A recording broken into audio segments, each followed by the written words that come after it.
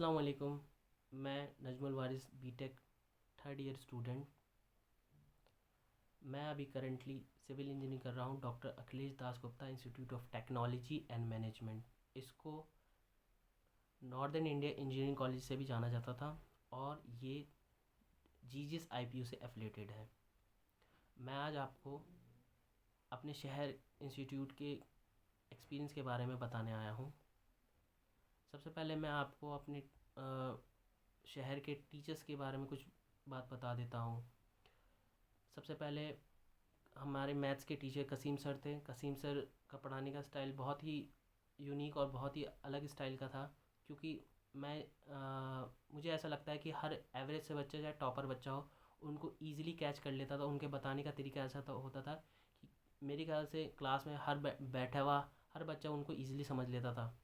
और वो इतना एंटरटेन करते थे कि उनकी क्लास में ऑलमोस्ट 90% हमेशा अटेंडेंस रहती थी। मेरे ख्याल से अनीस सर से भी ज़्यादा। ये बात मेरे को बहुत अच्छी लगती थी उनकी के बात। और अगर मैं संजय सर की बात करूं जो हमें केमिस्ट्री पढ़ाते थे, केमिस्ट्री पढ़ाने का उनका तरीका बहुत अलग था। मुझे मुझे पता नहीं क्यों, लेकिन मुझे थोड़ा सा केमिस्ट्री उन उनसे मुझे ही केमिस्ट्री पसंद नहीं थी। लेकिन उन्होंने जब ऑर्गेनिक केमिस्ट्री हमें पढ़ाना स्टार्ट किया तो मुझे भी काफ़ी इंटरेस्ट आया। और उनकी जो एक स्पेशलिटी है जो मैं आपके साथ शेयर करना चाहता हूँ कि वो एक शॉर्ट ट्रिक देते थे। शॉर्ट ट्रिक्स मतलब ऐसा, कभी उसको जादू के नाम से बुलाते थे, कभी एसकेटी के नाम से बुलाते थे। तो मतलब वो जो शॉर्टकट्स देते थे मेरे ख्याल से आपको काफ़ी हेल्प करेगा किसी भी कंपटीशन एग्ज़ाम के क्वेश्चन अटैम्प्ट करने में। और अनीस सर की मैं बात करूं जो हमें फ़िज़िक्स पढ़ाते थे, सब जानते हैं उन्हें।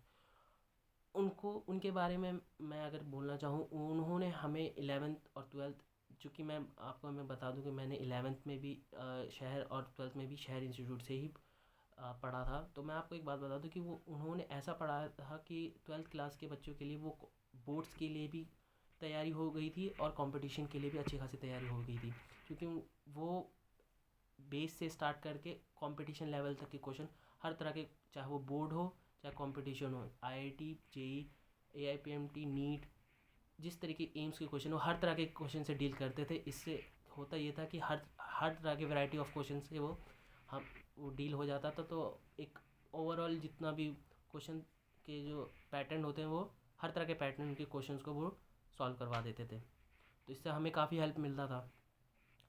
दूसरी चीज़, अगर आपको मैं अपने अगर स्ट्रगल के बारे में बताऊँ तो मुझे एक चीज़ याद है कि मेरे को क्या होता था कि मैं टॉपिक को ईज़िली अच्छे से समझ लेता था, लेकिन जब मेरे टेस्ट होते थे, आपको मैं बता दूं कि शहर इंस्टीट्यूट में काफ़ी काफ़ी टेस्ट होते हैं और आपको भी देना चाहिए। उससे आपको अपनी रैंकिंग के बारे में पता चलेगा, आपको अपने अपने लेवल के बारे में पता चलेगा कि हाँ, कि मैं कहाँ स्टैंड करता हूँ। तो मैं बता रहा था कि जब मैं टेस्ट देता था तो मेरे नंबर नहीं आते थे। मुझे मुझे एक चीज़ को बड़ा मैं इस चीज़ से बड़ा परेशान था कि मेरे को टॉपिक समझ में आता है, मैं क्वेश्चंस भी सॉल्व करता था, अटेम्प्ट करता था। मेरे को जब होमवर्क दिया जाता था तो मैं उसको सॉल्व करता था और इजीली सॉल्व भी हो जाता था, लेकिन मेरे उसमें नंबर नहीं आता था, टेस्ट में नंबर नहीं आता था। तो ये बात मैंने जब सारे सर से मैंने जिस जिस भी सब्जेक्ट में मेरे को ये प्रॉब्लम, मुझे तो ऑलमोस्ट सारे सब्जेक्ट में आ रही थी, मैं अगर रियली बोलूँ तो मैंने तीनों टीचर से बात करी कि सर मेरे को ऐसी ऐसी दिक्कत है, सर क्या प्रॉब्लम हो सकती है। तो सर ने मेरे को कुछ बातें शेयर करी थी जो मैं आपके साथ शेयर करना चाह रहा हूँ कि मैं शायद इनफ क्वेश्चन नहीं लगा पा रहा अपने होमवर्क में कि मेरे को वो चीज़ पे कमांड अच्छे से हो जाए। शायद एक ये हो सकता था कि मैं इतने क्वेश्चन नहीं इनफ क्वेश्चन नहीं लगा पा रहा और मैं शायद अपने सेल्फ स्टडी को इतना टाइम नहीं दे पा रहा था। मुझे ऐसा लगता है कि जो कोचिंग से जो हम पढ़ते हैं उसके बाद हमें अपने घर पे आके सेल्फ स्टडी करना भी बहुत ज़्यादा ज़रूरी है, क्योंकि वो एक बहुत बड़ा की फैक्टर बन जाता है आपके कंपटीशन को निकालने के लिए। शायद वो मैं एक लैग कर रहा था पूरे 11th क्लास में, मैंने अपने सेल्फ स्टडी पे बहुत ही कम ध्यान दिया था। इसलिए मेरी 11th की मेरा 11th जो क्लास का बेस था वो काफ़ी हद तक बुरा था। लेकिन वो फर्दर मेरे को 12th क्लास में जब मैंने फिर से जब तैयारी कर स्टार्ट करी तो ये चीज़ मैंने मिस्टेक दोबारा नहीं दोहराई और मैंने फिर काफ़ी हद तक इसको कवर कर लिया।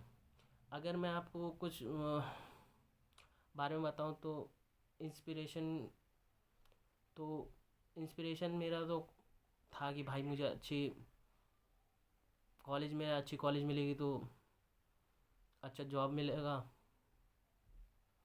अगर मैं क्या बोलूँ मैं अब आपसे इंस्पिरेशन के बारे में, कि देखो भाई, अगर आप अच्छे से पढ़ोगे, ये बात मैंने कॉलेज अपने कोचिंग में भी कहा था, मैं आपसे भी शेयर कर रहा हूँ कि अगर आप सेल्फ स्टडी करोगे तो भाई आपको अच्छा कॉलेज मिलेगा तो शायद अच्छा खासा पैकेज मिलेगा, अच्छा खासा पैकेज लगेगा तो आगे आप फर्दर समझ ही जाओ। तो मतलब ये है कि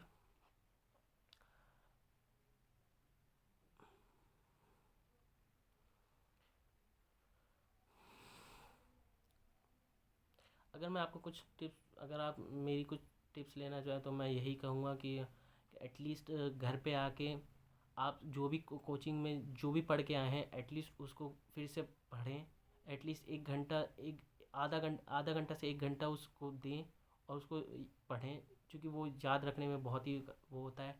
टेस्ट ज़रूर है, शहर इंस्टीट्यूट में काफ़ी अच्छी फैसिलिटीज़ हैं टेस्ट के लिए, और टेस्ट अच्छे अच्छे खासे दिन पे होते हैं। मेरे ख्याल से 1 महीने का भी टेस्ट होता है, एक 6 महीने पे भी टेस्ट होता है, एक साल भर का भी टेस्ट होता है। मतलब हर तरह के मतलब वहाँ पे टेस्ट का इंतज़ाम किया गया है।